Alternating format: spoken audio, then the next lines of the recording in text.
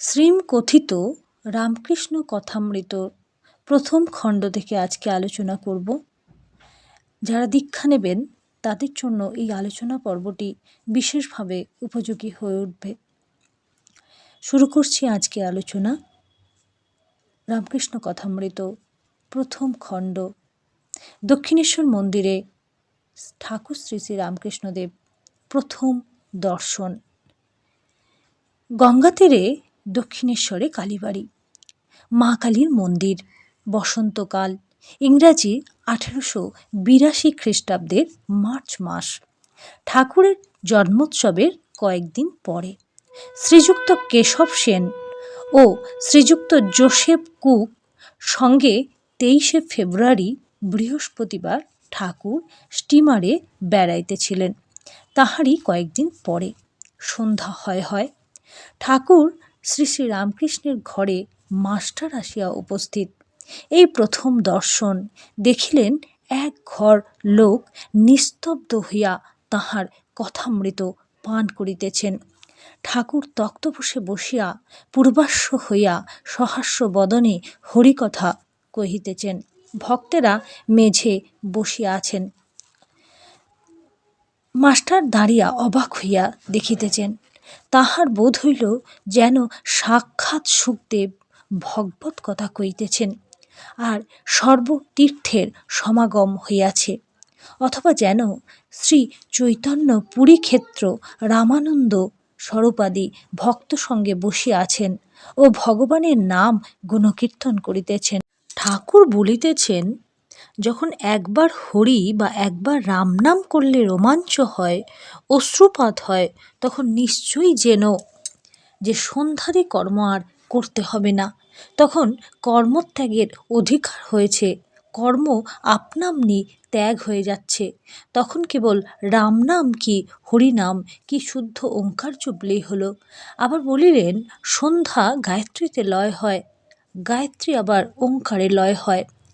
Master সিধুর সঙ্গে, সিধু হচ্ছেন সিদ্ধেশ্বর মজুমদার, উত্তর বরানগরে বাড়ি, সিধুর সঙ্গে বরানগরে এ বাগান ও বাগান বেড়াইতে বেড়াইতে এখানে আসিয়া পড়িয়াছেন। আজ রবিবার, অবসর আছে, তাই বেড়াতে এসেছেন। শ্রীযুক্ত প্রসন্ন বাণুজ্যের বাগানে কিছুক্ষণ পূর্বে বেড়াইতেছিলেন। তখন সিধু বলিয়াছিলেন, গঙ্গার ধারে একটি চমৎকার বাগান আছে, সে বাগানটি কি দেখতে যাবেন? সেখানে একজন পরমহংস আছেন। বাগানে সদর ফটক দিয়া ঢুকিয়াই মাস্টার ও সিধু বরাবর ঠাকুর শ্রী রামকৃষ্ণের ঘরে আসিলেন। মাস্টার অবাক হইয়া দেখিতে দেখিতে ভাবিতেছেন, আহা, কি সুন্দর স্থান, কি সুন্দর মানুষ, কি সুন্দর কথা! এখান থেকে নড়তে ইচ্ছা করছে না।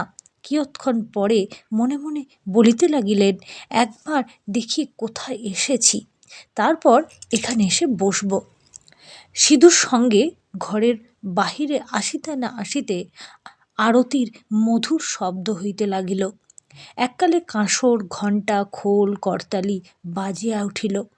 বাগানের দক্ষিণ সীমান্ত হইতে নহবতের মধুর শব্দ আসিতে লাগিল। সেই শব্দ ভাগীরথীকে যেন ভ্রমণ করিতে করিতে অতি দূরে গিয়া কোথায় মিশিয়া যাইতে লাগিল।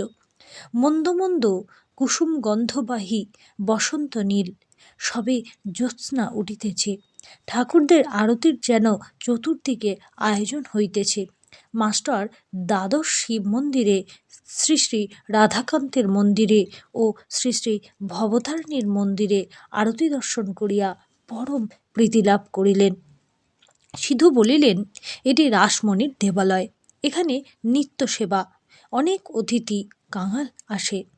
কথা বলিতে বলিতে ভবতারিণীর মন্দির হইতে বৃহৎ পাকা উঠোনের মধ্য দিয়া পদচারণ করিতে করিতে দুইজনে আবার ঠাকুর শ্রী শ্রী রামকৃষ্ণের ঘরের সম্মুখে আসিয়া পড়িলেন। এবার দেখিলেন ঘরের দ্বার দেওয়া, এইমাত্র ধুনা দেয়া হইয়াছে।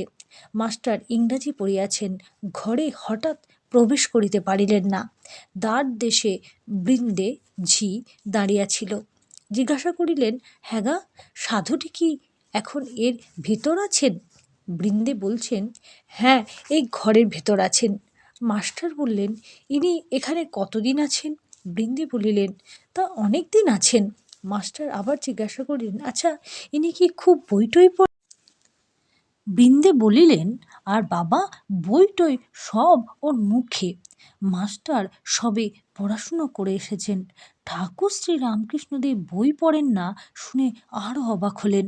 মাস্টার জিজ্ঞাসা করছেন, আচ্ছা, ইনি বুঝি এখন সন্ধ্যা করবেন? আমরা কি এ ঘরের ভেতর যেতে পারি? তুমি একবার খবর দেবে? বৃন্দে উত্তর দিলেন, তোমরা যাও না বাবা, গিয়ে ঘরে বসো। তখন তাহারা ঘরে প্রবেশ করিয়া ঘরে দেখেন, ঘরে অন্য কেহ নাই। ঠাকুর শ্রী রামকৃষ্ণদেব ঘরে একাকী তক্তপোষের ওপর বসিয়া আছেন। ঘরে ধূনা দেওয়া হয়েছে এবং সমস্ত দরজা বন্ধ। মাস্টার প্রবেশ করিয়া বদ্ধাঞ্জলি হইয়া প্রণাম করিলেন। ঠাকুর শ্রী রামকৃষ্ণদেব বসিতে অনুজ্ঞা করিলে তিনি ও সিধু মেজেতে বসিলেন। ঠাকুর জিজ্ঞাসা করিলেন, কোথায় থাকো, কি করো, বরানগরে কি করতে এসেছ, ইত্যাদি। মাস্টার সমস্ত পরিচয় দিলেন, কিন্তু দেখিতে লাগিলেন যে ঠাকুর মাঝে মাঝে যেন অন্যমনস্ক হইতেছেন। পরে শুনিলেন এরই নাম ভাব। যেমন কেহ ছিপ হাতে করিয়া মাছ ধরিতে বসিয়াছে, মাছ আসিয়া টোপ খাইতে থাকিলে ফাতনা যখন নড়ে, সে ব্যক্তি যেমন শশব্যস্ত হইয়া ছিপ হাতে করিয়া ফাতনার দিকে এক দৃষ্টে এক মনে চাহিয়া থাকে, কাহারও সহিত কথা কয় না, এ ঠিক সেইরূপ ভাব। পরে শুনিলেন ও দেখিলেন ঠাকুরের সন্ধ্যার পর এইরূপ ভাবান্তর হয়। কখনো কখনো তিনি একেবারে বাহ্যশূন্য হন। মাস্টার কহিলেন, আপনি এখন সন্ধ্যা করবেন, তবে আমরা এখন আসি? শ্রীরামকৃষ্ণ ভাবস্থ অবস্থায় বলিলেন, না, সন্ধ্যা তা এমন কিছু নয়। আর কিছু কথাবার্তার পর মাস্টার প্রণাম করিয়া বিদায় গ্রহণ করিলেন। ঠাকুর বলিলেন, আবার এসো। মাস্টার ফিরিবার সময় ভাবিতে লাগিলেন, এ সৌম্য কে, যাহার কাছে ফিরিয়া যাইতে ইচ্ছা করিতেছে? বই না পড়িলে কি মানুষ মহৎ হয়? কি আশ্চর্য, আবার আসিতে ইচ্ছা হইতেছে। ইনিও বলিয়াছেন আবার এসো, কাল কি পরশু সকালে আসিব। দ্বিতীয় দর্শন, সকালবেলা 8টার সময়। ঠাকুর তখন কামাতে যাচ্ছেন। এখন একটু শীত আছে, তাই তাহার গায়ে মোলস্কিনের র্যাপারের কিনারা শালু দিয়ে মোড়া। মাস্টারকে দেখিয়া বলিলেন, তুমি এসেছ? আচ্ছা, এখানে বসো।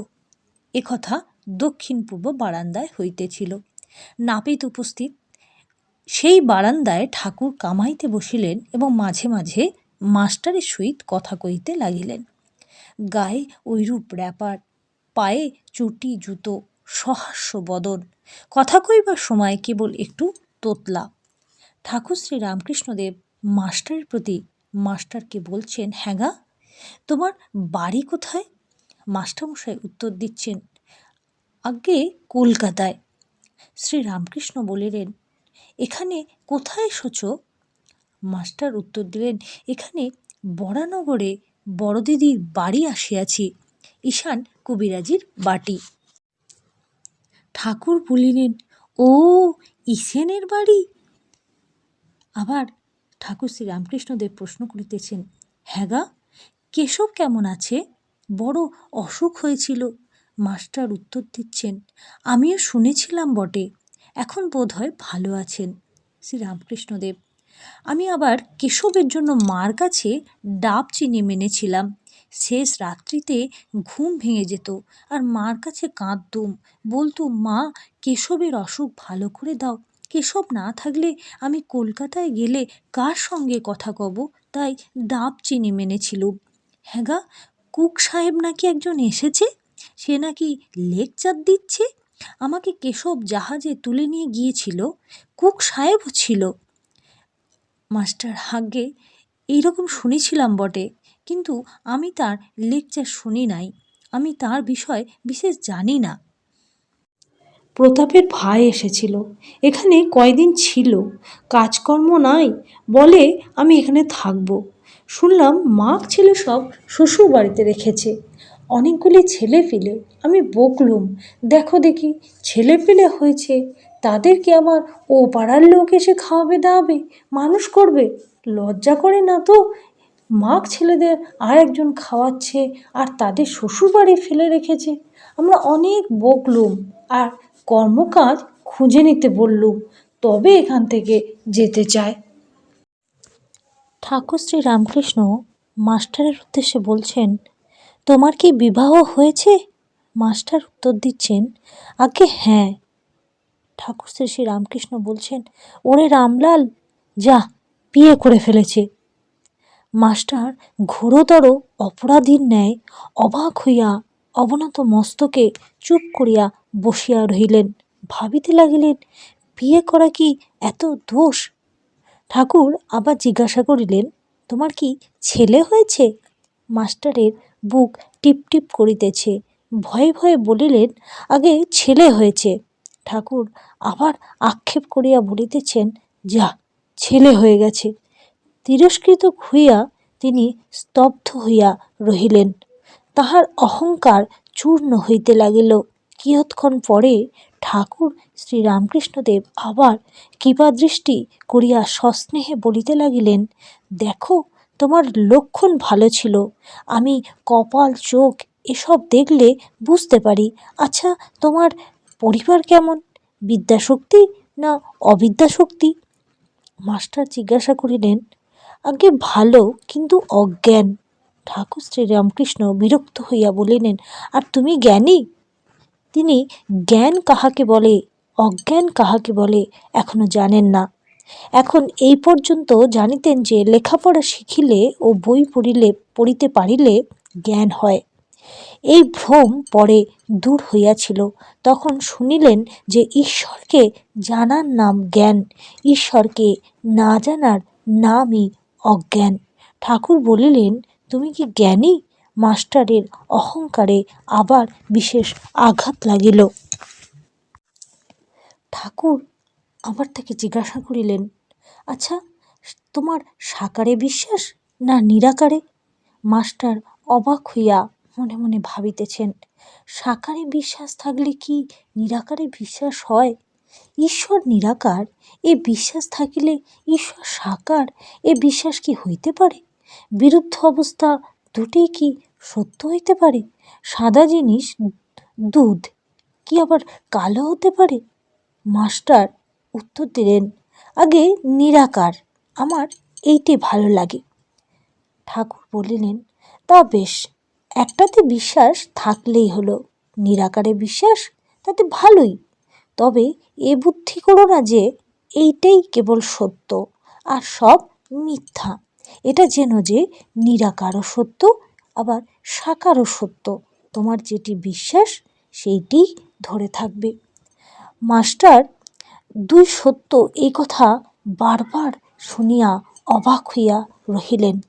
এ কথা তো তাহার পুঁথিগত বিদ্যার মধ্যে নাই।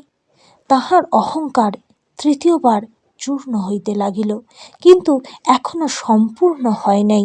তাই আবার একটু তর্ক করিতে অগ্রসর হইলেন। মাস্টার বলিলেন, আজ্ঞে, তিনি সাকার এ বিশ্বাস যেন হলো, কিন্তু মাটির প্রতিমা তিনি তো নন। ঠাকুর শ্রীরামকৃষ্ণদেব বলিলেন, মাটি কেন গা, চিন্ময়ী প্রতিমা। মাস্টার চিন্ময়ী প্রতিমা বুঝিতে পারিলেন না।